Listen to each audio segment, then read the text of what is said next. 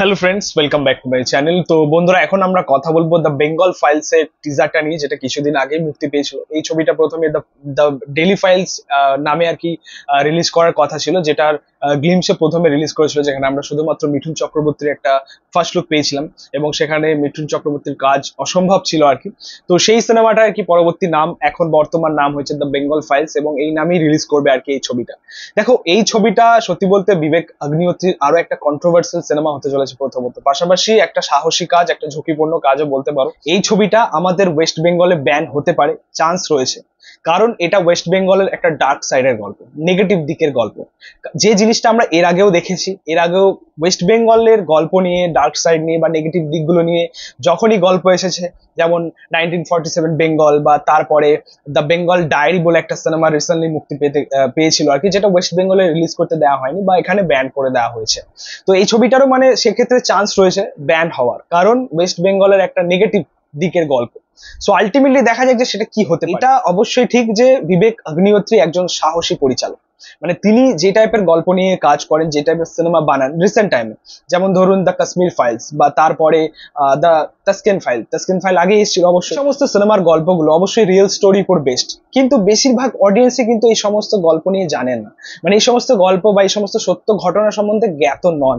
কিন্তু এই ছবিগুলোর মাধ্যমে, দ্য তাস্কিন ফাইলস বলুন বা দ্য কাশ্মীর ফাইলস বলুন, এই সমস্ত গল্পের মাধ্যমে বা ছবির মাধ্যমে অজানা তথ্য বা অজানা গল্প তারা জানতে পেরেছেন এই ছবিগুলোর মাধ্যমে।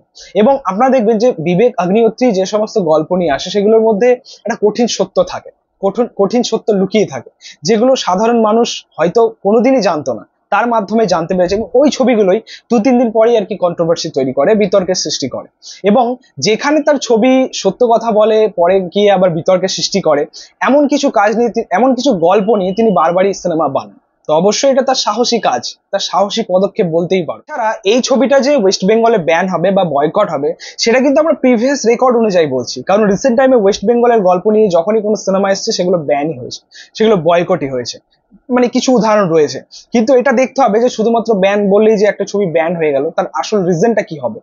কারণ এই ছবি যে গল্পটা, যেরকম টিজারটা আমরা দেখলাম, এটা কিন্তু শুধুমাত্র যে বর্তমান সময়কার গল্প বলছে বা বর্তমান সিচুয়েশনের গল্প বলছে তা কিন্তু নয়। 1947 এর গল্প বলছে, সে তখনকার পার্টিশনের গল্প বলছে, বা 1971 এর গল্প বলছে, তখনকার পার্টিশনের গল্প বলছে, এবং রিসেন্ট টাইমের গল্পটা বলতে চাইছে, যেন ওই সিচুয়েশন দুবার ক্রিয়েট না হয়। রিসেন্ট একটা ইন্টারভিউ রিলিজ করেছে আর কি বিবেক অগ্নিহোত্রী, শুভঙ্কর মিশ্র ইউটিউব চ্যানেলে পডকাস্ট। তো আমি দেখলাম ওটা, তো সেখানে সে কি বলতে চাইছে সেই সমস্ত ব্যাপারটা আমি আমি দেখলাম, বুঝলাম। তবে আর কি আর কি টিজারটা রিভিউ করতে এলাম, কারণ অনেকদিন আগে রিলিজ করেছিল টিজারটা, বাট তখন আমি কথা বলিনি। বাট তার ইন্টারভিউটা দেখার পরে আমার মনে হলো যে হ্যাঁ, এবার কথা বলা যায়। এবং এই ছবিটা আপনাদেরকে বলে রাখি, 2টো চ্যাপ্টারে আসছে, এবং অনেকটা দিকের একটা গল্প রয়েছে, শুধুমাত্র যে বর্তমান সময়কার গল্প তা কিন্তু নয়। অবশ্যই ছবিটা মুক্তি পেলে সেটা আমাদের কাছে ক্লিয়ারিফাই হবে, আসলে এই গল্পটা কতটা কতটা আর কি সত্য বলে, এটা হচ্ছে দেখ। তো যাই হোক, এবার যদি আমরা এই টিজারটার বাকি দিকগুলো নিয়ে কথা বলি, অবশ্যই এই টিজারটা কিন্তু একটা শকিং টিজার হয়েছে। দ্য ডেইলি ফাইলস হঠাৎ করে দ্য বেঙ্গল ফাইলস এ রূপান্তরিত হচ্ছে। পাশাপাশি এই টিজারটার স্টার্টিং এ যে ডায়লগটা আমরা পেলাম, যে বেঙ্গল ধীরে ধীরে আর কি কাশ্মীরে রূপান্তরিত হতে যাচ্ছে, তো এই যে ডায়লগ, অবশ্যই এই গোটা টিজারটা একটা শক হওয়ার মতো, চমকে দেওয়ার মতো একটা টিজার। পাশাপাশি এই টিজারটার মধ্যে আরো একটা জিনিস যেটা আমার খুব ভালো লাগলো, মিঠুন চক্রবর্তী, সৌরভ দাস এবং আমাদের শাশ্বত চ্যাটার্জিকে দেখে, তাদেরকে যেভাবে প্রেজেন্ট করা হয়েছে, তাদের লুক যেরকম দেওয়া হয়েছে, আমরা মিঠুন চক্রবর্তীকে পাচ্ছি একজন ম্যাডম্যান হিসেবে, যে অবশ্যই একটা ইমাজিনেশন নিয়ে আর কি গল্প বা কথা বলবে আর কি পুরো সিনেমা জুড়ে, যেমনটা তার ক্যারেক্টারটাকে সাজানো হয়েছে, মানে যেহেতু সে ম্যাডম্যান, তো এইভাবেই সাজানো হয়েছে, তাকে দেখতে খুব ভালো লাগছে। পারফরমেন্স তো মানে টপ নচ হতে চলেছে। পাশাপাশি সৌরভ দাসকে যে এইভাবে প্রেজেন্ট করবে এই ছবির মাধ্যমে, এটা জাস্ট কখনোই ভাবতে পারিনি।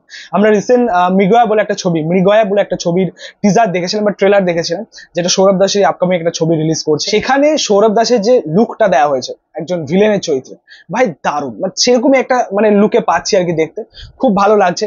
এবং শাশ্বত চ্যাটার্জিকে দেখেও খুব ভালো লেগেছে আমার এই ছবিটার মধ্যে। এছাড়া এটাও বলতে পারো যে বিবেক অগ্নিহোত্রী কিন্তু এখানে একটা গেম খেলেছে, মানে এমন একটা গল্প সে নিয়ে আসছে, অবশ্যই সেখানে বাংলার কিছু মুখ দরকার ছিল, বাংলার কিছু চেনা মুখ দরকার ছিল। তো এখানকার কিছু মুখ্য অভিনেতাদের আর কি তিনি ইউজ করেছে, যেমন মিঠুন চক্রবর্তী তো অবশ্যই, তারপরে সৌরভ দাস, শাশ্বত চ্যাটার্জি, তাদেরকে ইউজ করেছে। তো আমাদের বাংলার দর্শক সেটাকে কিভাবে একসেপ্ট করে, এই ছবিটাকে কিভাবে একসেপ্ট করে, সেটাই হচ্ছে দেখ। এই ছিল বলার এই টিজারটা নিয়ে। দেখা যাক যে বিবেক অগ্নিহোত্রী আসলেই একটা সত্য ঘটনা বলতে চলেছেন নাকি একটা প্রপাগেন্ডা। তো বন্ধুরা, তোমাদের মতামত রিয়াকশন অবশ্যই কমেন্টে জানিও। ভিডিওটা ভালো লাগলে অবশ্যই লাইক কমেন্ট শেয়ার করে দিও, পাশে থেকে সাপোর্ট করো, চ্যানেলটাকে অবশ্যই সাবস্ক্রাইব করে যাও, পাশে থাকা বেল আইকন প্রেস করে দিও পরবর্তী ভিডিওগুলো। Thank you.